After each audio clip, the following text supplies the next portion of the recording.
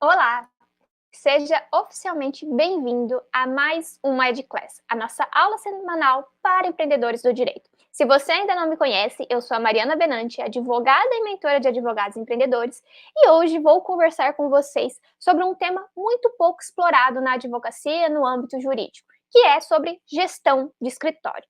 Antes da gente iniciar, gostaria de lembrá-los que, se você ainda não se inscreveu aqui no canal, clica no link na descrição desse vídeo e se inscreva e garanta assim, toda quarta-feira ao meio-dia, acesso a uma aula 100% gratuita, envolvendo muitos temas sobre empreendedorismo jurídico, sobre como levar a sua advocacia como um negócio. Enquanto eu compartilho o material aqui com vocês, separei aqui alguns pontos para a gente conversar sobre os pilares fundamentais da gestão do seu escritório, da sua advocacia. E para a gente iniciar, aqui eu já começo com uma premissa para vocês que envolve muito a questão da mentalidade. Hoje, se você decidiu ter uma advocacia empreendedora, levar o seu escritório como um negócio, você precisa ter consciência de que não basta você ser apenas advogado. Você precisa ser também um empresário, um gestor, um empreendedor.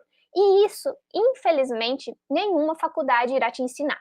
Por quê? Porque, propriamente dito, na faculdade de Direito, nós aprendemos o direito material. Nós não temos acesso a um conteúdo de empreendedorismo, nós não temos acesso durante a graduação a matérias de marketing, a de vendas, de gestão, e tudo isso acaba limitando. Então, ser advogado é apenas uma das funções, diversas funções que você irá exercer no seu escritório de advocacia. Então, a primeira premissa é você ter em mente que não basta você ser apenas advogado. Exercer a sua advocacia será uma das funções que você irá exercer ali no decorrer do seu dia a dia. Em contrapartida, você vai precisar ser também um empresário, ter noções de venda, de marketing, de estratégias, de como aplicar e replicar no seu negócio para atingir uma questão muito mais familiar, uma questão muito mais abrangente na sua advocacia. Então, resumindo tudo que a gente conversou até aqui, não basta ser apenas advogado. Você vai precisar ser empresário, empreendedor e gestor para ter uma advocacia como um negócio, uma advocacia de sucesso. Separei aqui para a gente conversar sobre alguns pilares essenciais na gestão do seu escritório de advocacia. E aqui eu já adianto que, quando a gente fala de gestão, muitos advogados têm a limitação de acreditar que ele precisa se preocupar com a gestão quando ele já faturar muito, quando ele já tem uma equipe estabilizada, quando ele já tem uma equipe grande, quando ele faturar lá vários dígitos por mês. Em contrapartida, eu já adianto para você que não. A gestão, ela deve te acompanhar desde o momento que você decide levar a sua advocacia como um negócio. Não existe crescimento na desordem, pessoal. Então, em contrapartida, será primordial você sim ter um olhar clínico, um olhar mais centralizado para a sua advocacia como um negócio. E outro ponto aqui que eu já faço um adendo para vocês é que empreender não combina com amadorismo. Então, se você decidir ter uma advocacia empresarial, uma advocacia empreendedora, independente da sua área de atuação e do tamanho do seu escritório, você vai precisar sim ter uma gestão qualificada, um olhar estratégico para a sua advocacia. Outro ponto é que, para você, muitas das vezes você pode se questionar, mas Mariana, eu não tenho uma equipe ainda. Então, eu não preciso me atentar à questão da gestão. Eu vou esperar eu faturar muito, ou eu vou esperar eu ter um crescimento exponencial na advocacia, e aí eu vou começar a delegar. Em contrapartida, eu já faço mais uma observação aqui para você, que é importante que você saiba que quem delega, cresce. Eu tenho até uma amiga que ela sempre fala isso, ela é assessora de advogadas, ela presta toda a questão da assessoria ali administrativa, e essa questão é muito real, essa frase. Por quê? Porque não adianta você querer ter uma advocacia de sucesso se você é sozinho. Então, talvez, agora, no início, seja assim o eu keep, seja apenas você, mas você vai precisar, mesmo sendo só você, setorizar a sua advocacia e, em contrapartida, você vai precisar também ser mais estratégico e, ao mesmo tempo, delegar. Então, talvez, se hoje você está iniciando na advocacia, autônoma, se você quer levar a sua advocacia como um negócio, você vai precisar partir do princípio de que você vai precisar documentar toda a sua jornada. Nosso escritório precisa ter processos. Então, você atrai um cliente, como que você vai converter esse cliente até a venda, como que serão as negociações, onde que você vai realizar ali os atendimentos, será no atendimento físico, no atendimento digital, tudo isso faz parte da gestão. Inclusive, no final do nosso encontro aqui de hoje, eu separei alguns softwares e aplicativos que eu utilizo muito na advocacia, independente se você tem um espaço físico ou digital. Só que em contrapartida, é necessário, então, o primeiro ponto, você olhar para o seu escritório e você identificar todos os setores, independente da sua equipe. Aqui nós estamos traçando um plano estratégico para que você sim delegue e cresça cada vez mais, que você tenha um escritório rodando sem necessariamente depender 100% de você. Mas se você está no início, se você trabalha sozinho, se você ainda não sabe os primeiros passos, é justamente sobre isso que nós vamos conversar aqui. Então, tenha um olhar estratégico e saiba setorizar os setores do seu escritório de advocacia. Quando a gente fala de setorização, nada mais é do que dividir a sua advocacia em áreas, em setores, e você ser estratégico. Porque o que mais acontece? Hoje, os advogados pensam muitas das vezes em prospectar. Então, eles querem prospectar muito o cliente. Em contrapartida, a prospecção, pessoal, o setor comercial, já adiantando aqui para vocês, é um setor fundamental no seu escritório de advocacia. Em contrapartida, não adianta você ter um comercial muito bom se você não tem ali as qualificações para entregar um serviço de qualidade para o seu cliente. Se você não sabe delegar, se você não sabe ali realizar um atendimento. Então, eu quero que vocês tenham em mente que a gestão do seu escritório, ela serve para quê? Para unir todos os setores, para que você tenha uma advocacia 360. Então, desde o momento que o cliente chega, você vai traçar uma rota de perfil ali do seu cliente ideal, como que você vai atrair, como que você vai realizar os atendimentos, como que você vai converter esse cliente que se identificou, se interessou pelo seu conteúdo, pelo seu produto, seu serviço, e em contrapartida, como que você vai chegar até a venda. E aqui eu já faço mais um adendo para vocês também. Muitos advogados acreditam que, eu vendi, agora basta entregar e tá tudo ok. Não, é muito importante que você tenha um sistema de pós-vendas, porque o quê? É muito importante também que você saiba que é muito provável que, se você tiver uma esteira de serviços estratégica, adequada para o perfil de cliente ideal, você vai vender de mais do que uma vez para o mesmo cliente. Eu costumo falar que é ótimo a gente receber indicação, mas a maior prova de validação, se você está no caminho certo, se você está prestando um bom serviço, é quando você vende para o mesmo cliente uma segunda vez, um segundo produto ali e atende uma necessidade dele. Voltando aqui para a setorização, como vocês podem olhar aqui na imagem, é como se ela fosse uma pizza. E aí, como que funciona essa divisão?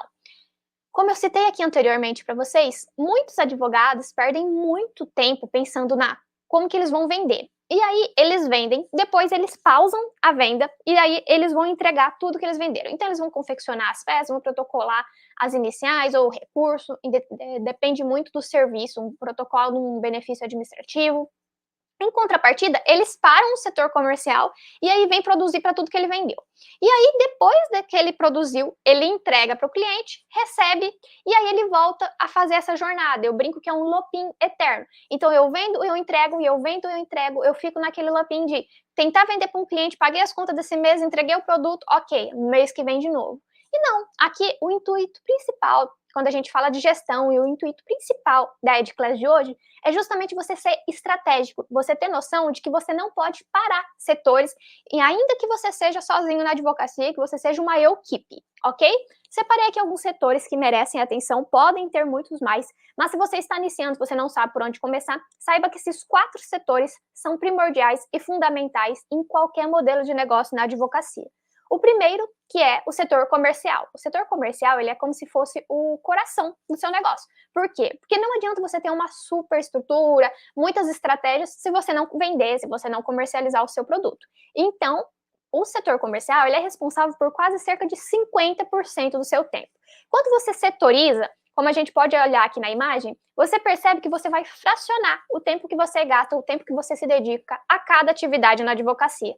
Se você conseguir criar uma gestão estratégica, você vai perceber que todos os dias você vai cuidar pelo menos desses 4 setores do seu escritório, e em contrapartida, você não vai ficar parando, que nem a gente citou, eu vendo, depois eu vou entregar tudo que eu vendi, e depois eu pago as contas, e depois eu começo de novo. Não, a ideia é que o seu escritório flua necessariamente, tenha aí toda uma descrição dos serviços, dos atos realizados. E aqui, quando a gente fala de setor comercial, o que engloba o setor comercial do seu escritório?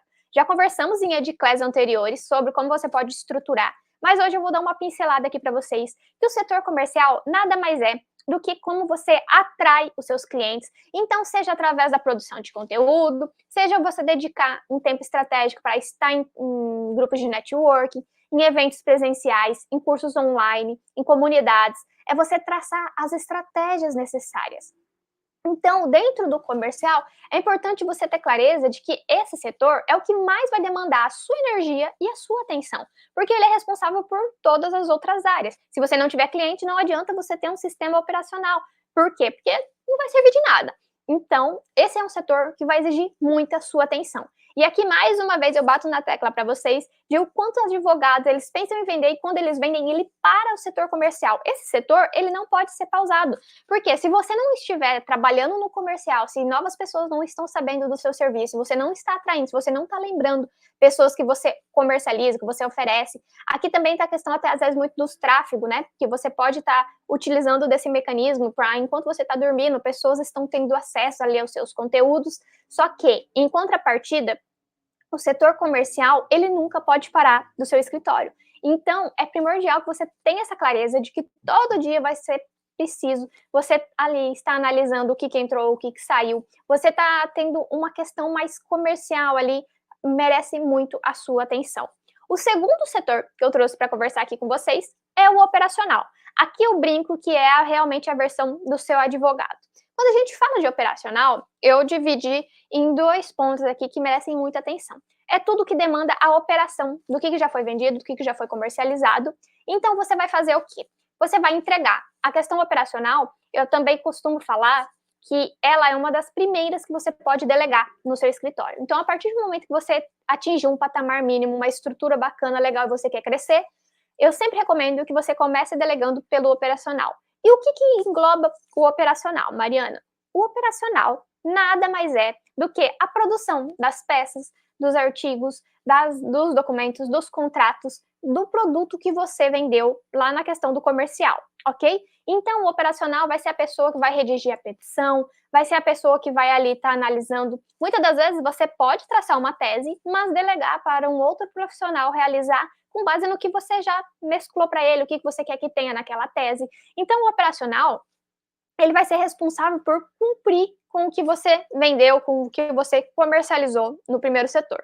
Aqui eu comentei que o operacional ele deve ocupar cerca de 25% do seu tempo na advocacia do dia. Por quê? Porque se você perder muito tempo no operacional, eu já adianto para vocês também, pessoal, que essas porcentagens são fictícias, tá? Um dia ou outro, talvez você vai precisar aumentar o operacional e diminuir o comercial. A questão é você ter um equilíbrio, você trabalhar com agendas em blocos. Por quê? Porque isso facilita muito. Então, é importante que você tenha uma gestão de tempo muito estratégica, independente do tamanho da sua advocacia. Outro ponto que eu coloquei aqui no operacional, e que ele faz até uma parte de um complemento do comercial, é o quê? É você analisar CRM. Aqui você pode colocar tanto ele no comercial ou no operacional, tanto faz, mas é primordial que você passe a ter um olhar estratégico de que cliente que abordou, o que é o CRM? Nada mais é do que um banco de dados que fique documentado tudo o que aconteceu do setor comercial do seu escritório. E aqui demanda um tempo de você estar consultando, você estar olhando. Quando a gente fala de CRM, é você colocar o nome, os contatos daquele cliente, como que ele te procurou, que serviço que ele quer, de que plataforma ele conheceu o seu serviço, foi de uma indicação de um cliente, foi de uma rede social, foi de um artigo, foi de um evento que vocês se conectaram, foi da produção de conteúdo ali que você faz no LinkedIn. Então, é importante você ter esses canais, até porque vai chegar um momento que talvez você vai ter que desacelerar, porque algum outro setor vai estar tomando mais tempo, exigindo mais naquele momento. E quando você tem um canal que você sabe onde mais os seus clientes te encontram, o que está dando mais resultado, e em um momento que você precisar despender mais energias, você sabe onde você precisa aplicar. Então, o CRM é fundamental. Eu, aqui no final da aula, vou comentar com vocês sobre algumas plataformas que vocês podem estar utilizando, mas até uma planilha de Excel basta, tá? Desde que no começo ali você coloque todos os dados, que você tenha esse dado centralizado. Outro setor que eu trouxe aqui para a gente conversar são os setores que envolvem as pessoas. Então, será o atendimento, será as reuniões, será reuniões com equipe, será reuniões com o cliente. O setor das pessoas, muitas das vezes, pessoal, ele vai exigir um tempo, e aqui eu coloquei cerca de 15%. Um setor estratégico seria um período bacana. Por quê? Porque se você passar muito tempo atendendo, como que você vai estar produzindo? Então, lembra da proporção que a gente conversou lá no começo. E, em contrapartida, trouxe aqui para vocês também a questão do administrativo. Mariana, o que engloba o setor administrativo?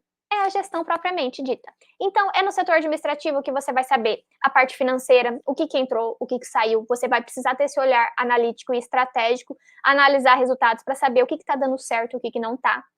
Para você saber se você teve lucro. Não sei se vocês aqui têm conhecimento, mas nós temos o DRE, que é o demonstrativo de resultado, e você precisa sim ter isso da sua advocacia. Então você vai precisar demandar um tempo, uma energia ali para analisar o que entrou, o que saiu, quais são os seus custos fixos, quais são os seus custos variados, o que você colocou de investimento, ou o que você precisa cortar. Tudo isso é primordial. Aqui, mais uma vez, falando ainda da questão da setorização, eu falo para vocês que o que tem dado muito certo para mim, hoje eu já tenho uma equipe me auxiliando aqui no escritório, tem uma pessoa que me ajuda no administrativo, tem o pessoal da contabilidade que me ajuda ali na questão dos tributos, das notas fiscais, e tenho também uma pessoa que me ajuda no operacional. Só que, enquanto eu era sozinha, por muito tempo, eu dividia minha agenda em blocos. Então, como que eu costumava fazer isso na prática? Eu pegava e dividia a minha agenda. Então, por exemplo, segunda era a segunda da gestão. Era o dia que eu ia analisar as demandas, os prazos, tudo que eu tinha que fazer, executar durante aquela semana, o que deu certo da semana passada, o que não deu, trabalhar com as minhas metas, com as minhas métricas, tudo isso faz parte da gestão. Terça e quinta, normalmente eram os dias que eu deixava para atendimento. Então, mas apareceu um cliente de urgência, eu não vou poder atender numa quarta? Pode, mas a questão de que quando você tem uma estrutura, uma estratégia por trás, fica muito mais fácil de você acompanhar. Porque o que acontece? Muitas das vezes você está lá na correria do dia a dia produzindo uma petição. Aí o seu telefone toca. Se o seu telefone toca, você para atender. Aí você passa hora com aqueles clientes. Aí você para isso, você vai responder um e-mail.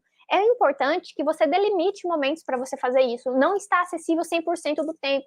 Por quê? Porque isso vai dispensar a sua energia, a sua atenção. E aí, quando muitas das vezes você voltar, talvez, para aquela petição, você não vai ter o rendimento do que se você tivesse se isolado ali. Então, tenha clareza sobre isso. Segunda, no meu caso, era da gestão. Terça e quinta, eu realizava os atendimentos. E quarta e sexta, eu realizava toda a parte do operacional ali, necessariamente, do escritório. Em contrapartida, talvez você não queira elencar dias, mas que você saiba por momentos. Então, talvez no bloco da manhã você vai fazer a gestão, no bloco da tarde atendimento, e ali você delimita. Isso aqui é muito de cada um, mas você tem uma gestão de tempo estratégica.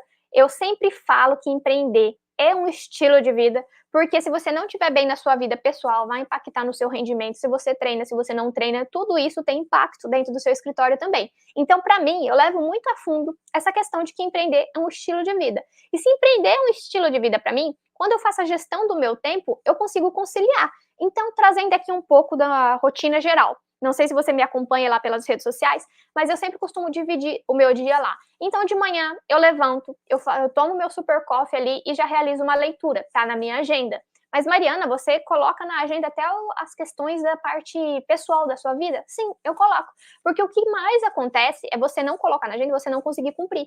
Então, através da minha leitura, eu estou me capacitando, estou desenvolvendo uma soft skills, uma hard skills. Então, é primordial que você tenha uma gestão estratégica. Depois, eu vou para a academia, então meu treino tá lá. Eu sei que das 6 às 7, das 7 às 8, eu vou estar treinando, então eu não vou trabalhar, não vou ter nenhuma demanda daquilo. Depois eu chego, eu gasto mais uma hora para tomar um café, para me arrumar e tá pronta para trabalhar. O deslocamento até ir para o escritório, tudo isso você precisa levar em consideração. Cheguei no escritório, então amanhã vai ser da gestão, o período da tarde será um de atendimento. Tudo isso é você ter uma agenda estratégica que vão potencializar ali o seu tempo. Porque também outro ponto que acontece, pessoal, a gente que trabalha muitas das vezes com produção de conteúdo, pode ser que você passe horas produzindo um conteúdo, então você precisa metrificar, saber realmente quanto tempo você está despendendo, porque na hora que você conseguir delegar, você vai delegar o que você demora mais tempo e ganha menos, em tese, entende? Então, a partir do momento que você começou a ter ali uma recorrência legal no escritório, um faturamento legal, você vai delegar a produção de conteúdo. Você faz o post, mas você vai delegar a arte, ou então você vai contratar a equipe para fazer ali vídeos, para te auxiliar. Tudo isso você precisa metrificar para que você tenha um crescimento potencial. Mais uma vez eu falo aqui para vocês que a nossa advocacia é um negócio e que quando a gente entende isso, você desenvolve esse olhar estratégico por trás. Espero que tenha ficado aqui tranquilo para vocês a questão da setorização. Se ficou com alguma dúvida também, pode deixar aqui nos comentários que depois eu respondo vocês, mas estou acessível lá nas minhas redes sociais também, se você tiver dificuldade, o que entra em cada setor. A questão, não importa como você vai dividir, a questão é que você tenha clareza de que todos esses setores merecem a sua atenção. Não é só pensar em vender, fechar contrato, depois entregar, para você sair dessa advocacia amadora. Depois da setorização, eu trouxe aqui para vocês alguns softwares que faz muita diferença num escritório, no dia a dia. Por quê? Porque hoje nós temos vários mecanismos, muitos mecanismos que podem auxiliar a nossa advocacia e facilitar realmente a nossa vida. Então eu trouxe aqui para vocês controle de agenda. Eu recomendo muito o Google Agenda. Apesar de eu utilizar o MacBook, o iPhone, eu gosto mais do Google Agenda porque ele centraliza maiores as minhas informações ali.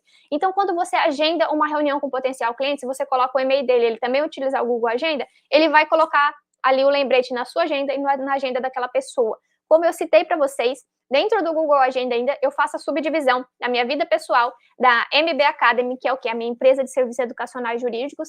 Também faço a do escritório, que é a do MB Law, e tenho também a minha agenda pessoal ali, para saber a questão que eu tenho um compromisso pessoal, talvez eu vou fazer as unhas, ou então eu tenho uma consulta médica, tudo isso você precisa documentar. E o Google Agenda você consegue dividir por tarefas, por eventos, por cores, então cada área da minha vida tem uma cor, eu bato o olho na agenda ali, eu já sei.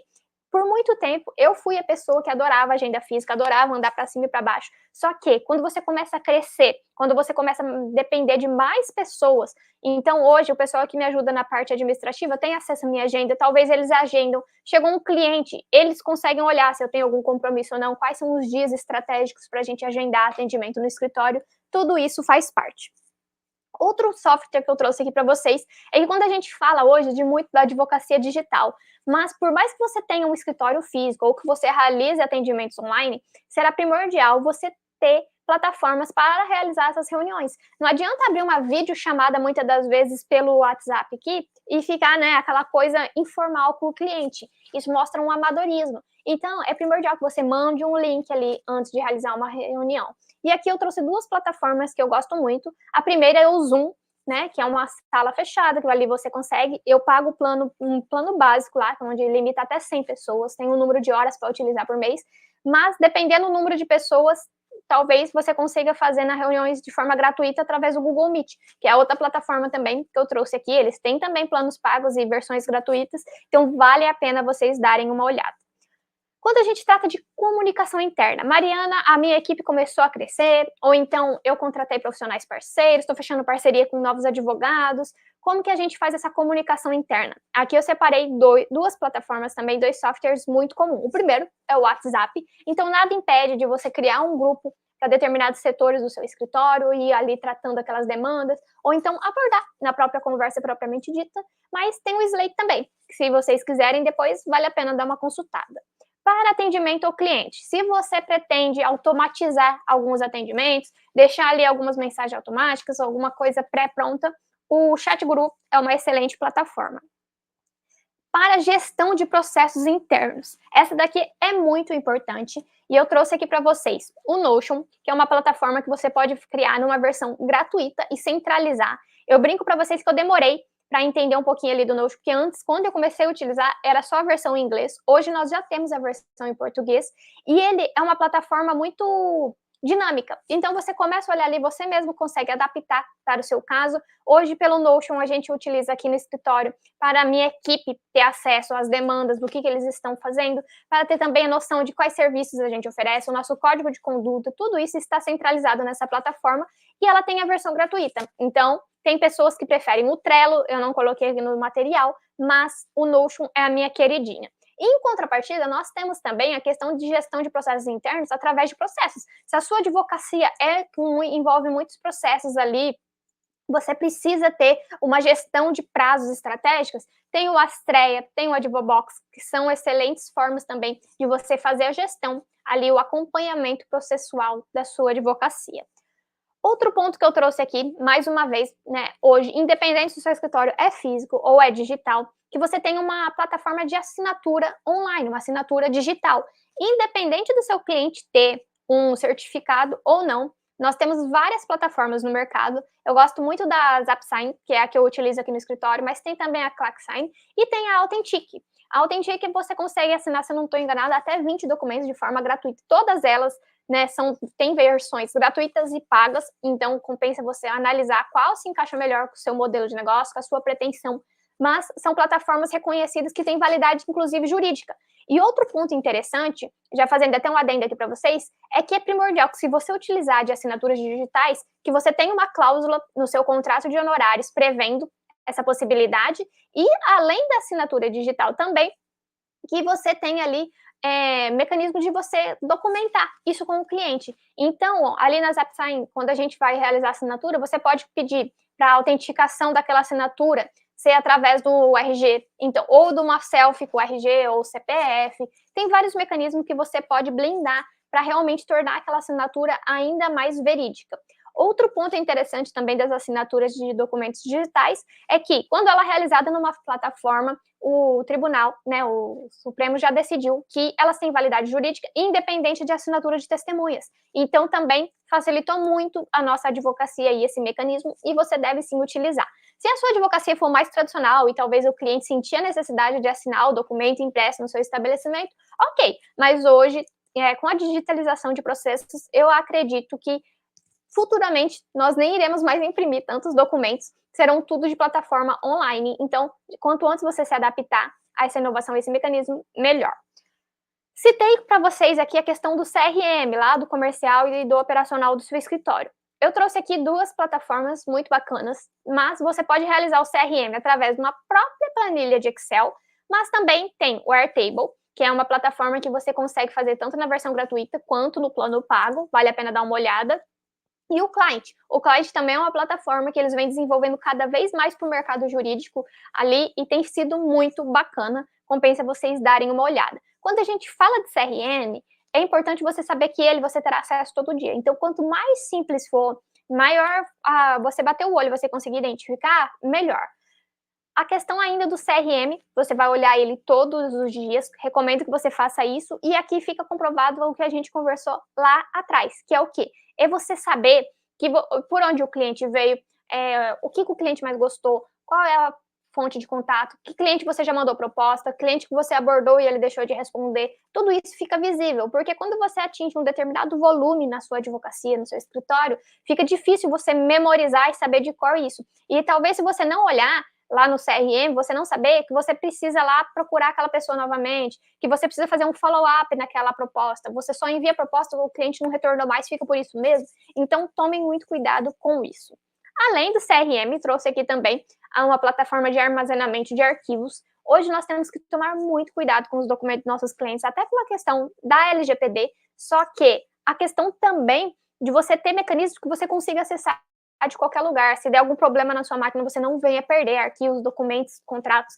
Então, eu trouxe aqui para vocês uma que eu utilizo, que é o Google Drive, e recomendo que sempre que você fizer, você suba o material lá, crie pastas por lá, porque além da sua equipe toda ter acesso, ser uma espécie de servidor remoto ali, você também tem a questão da segurança e da praticidade, de poder acessar de qualquer lugar.